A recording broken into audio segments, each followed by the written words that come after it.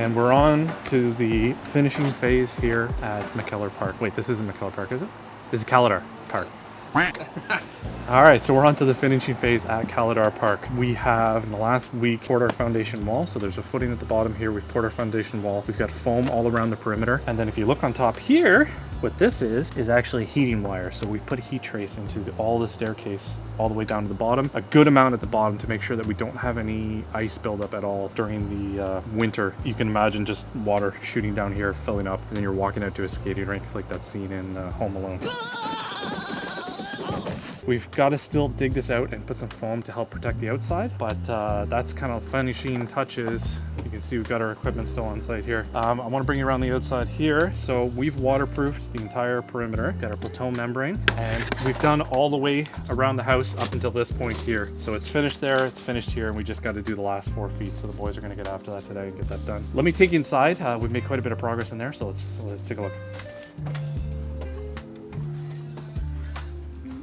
So you can see the heat traces down here.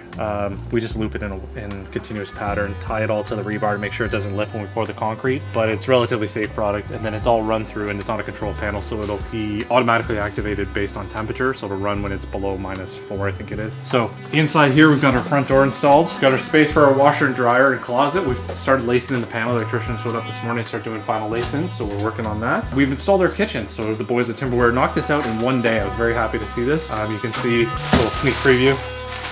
Cabinetry is all installed, handles are all done. Countertops have been templated. We are having them installed next Wednesday. So project's almost done. Like I said, we're starting to install appliances, things like that. We still have to put our HVAC vents in, but ceiling, 2 coats of paint. Walls have all got primed, prime checked, and first coat of paint as well. But it's a little bit crazy in here, washer, dryer. It's not a big apartment. This takes up a lot of space every time we get a delivery. So we're working to kind of get things into their final place as we do it. The last big thing we're gonna have to do is our bathroom. So we've got it all roughed in, ready to go, but we need to lay some tile. It's all here, ready to go. So this will kind of be the finishing touch. Doors have been delivered, case and base. I have not brought in yet because we don't have any space to do them in. You can see we're getting very close. So we're gonna keep over the next week working on tile, get the trim done. Electrician's gonna finish up, plumber's gonna finish up, the HVAC guy's gonna finish up. We're gonna do the stairs poured. That's the big thing. Let's keep that going. Here we go.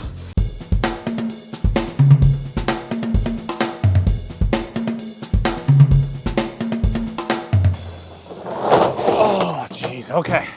And we're done. I know we said we were gonna do some more kind of updates on things going, but we ended up putting a crew of guys here and just getting the place knocked out. It's done. Let me show you a bit of what we've done. Let's recap the whole episode. Let's show you what's going on. So we finished backfill. We've thrown some dirt in, and so we have 2 windows that just need to get cleaned on the outside, not the inside. The lawn's now been graded properly. One of the main issues that started this whole project was there was water in the basement. The apartment was worn out. It was just tired. So what we did is we excavated along the whole perimeter here. We waterproofed the whole thing, and most importantly, this is always the most important thing, we improved the grading. So now any water that comes off the building comes out of these drops and into this channel and swale and runs out to the road like it's supposed to. The grading before was all sloped in, it was terrible. And you can see in each of the window wells, we've left the caps exposed with the weepers there to make sure that we have proper drainage out of these window wells. In a big flood storm, you can imagine how much water is getting in here quick. We want to make sure it gets dissipated quick at the same time. All the way along here, it's all been waterproof, dug out. Gas line was a major problem because it was really, really shallow. So we had to hand dig around that. In the backyard, we excavated this all out, we've backfilled it. There's perimeter foam around here to prevent any kind of frost heave for the staircase. Because we made a mess, we cleaned up our mess. So we've regraded the whole yard, we got proper sloping again. Even sloping is just so important to waterproofing. Everybody kind of thinks that, you just gotta put endless amounts of product in the wall. It's not the case, you just gotta get good sloping. Built a little pathway, they're gonna upgrade the landscaping later. This is Railblazers. We use it quite a bit, very adaptable, so we're able to do what we need to do. Got our handrail coming downstairs, and these are our finished steps. So the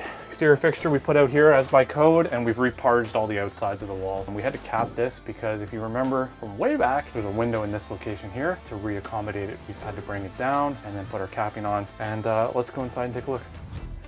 And here we are, washer dryer for the unit. 2-bedroom apartment, so makes sense to have its own laundry. We built a little storage closet here for shelves, for whatever they decide to have. Made them intentionally not that deep, so if they have any tall vertical things like a vacuum, skis, broom, anything like that, can all fit nicely in here. Of course we put a light in there, so in-unit electrical. So the entire building's been upgraded with our electricals. We put new services into each of the units, which is important. It just, again, brings it up to code. Beautiful new kitchen from the boys at Timberware. Nothing fancy, nothing crazy. This is a rental apartment. We're not gonna do luxurious finishes, wood grain, all that stuff, but we do have solid surface. We do have a nice backsplash. Veronica did a great job in the design. And we've got some functional cabinetry, so very happy about that. So on this side here, we have our pullouts for our garbage and recycling. We've got a nice big deep sink, single sink, and we've got an apartment-sized dishwasher. Now, at the time when we did the original design, there was a wall that came all the way through here, and there was an opening in the door. Now, that was part of the existing apartment. In reviewing it with the City of Ottawa, they made us make the living room, kitchen, and dining room all one room. This is a weird code thing we disagreed with, and they kind of disagreed with, but they felt they had to follow the code. So the reason this kitchen hasn't been extended right to the edge is because there was originally a wall here, and this was supposed to butt to the wall. We had already manufactured the kitchen by the time we'd gotten the results, so it wasn't an opportunity to make this a little bit bigger. Would have liked to have done it, but it's the reality of the situation, trying to turn this over quickly. Over here, got a very simple living room for a sectional, big couch right here, and then we've left the plug on the wall for the TV. Now, most TVs today are wireless, so we don't bother doing any Cat6 cabling, especially for a rental apartment, but it's important to give it a little bit of chance to get it a little bit cleaner, so very happy with that. In the bathroom, this is a re bathroom. Now, gotta fix this electrical plug, that's why the mirror looks a little bit weird, but you can see in here, got great features, a full tub with glass, so we don't have to worry about a curtain. We got a nice big wide vanity, and of course, nice clean toilets. Put the seat down. In the other two bedrooms, not a huge change, nothing luxurious. It's a very simple layout, very simple design. This will fit a bed. So you can put a bed here, closets on this side, nice big wide double closet. So we get it all the way across. And then on this side here, this bedroom's actually the better of the two in my opinion, because it has a lot more closet space. Again, not a huge one, but we're able to get 2 full beds in here, which is important for rental. We've got under the stairs was originally just kind of a dump room. We've turned it into a full closet. We've got rod and bar and shelf on this side. And then this is the old cold room. Now, it was originally not even an exterior door, so the cold would just leak in here all winter. We've taken this, spray foamed all the walls, we filled it all in, and we put a light. So we have a full big closet in here for whatever they need to do.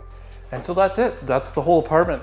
Not a huge place. So it's not one of our 25-minute outro videos where we've renovated a 6,000 square foot home, but I'm very happy with the results. Looks pretty good. Ready to turn over to the client and get this place rented. So that's it for this one. We'll see you next time.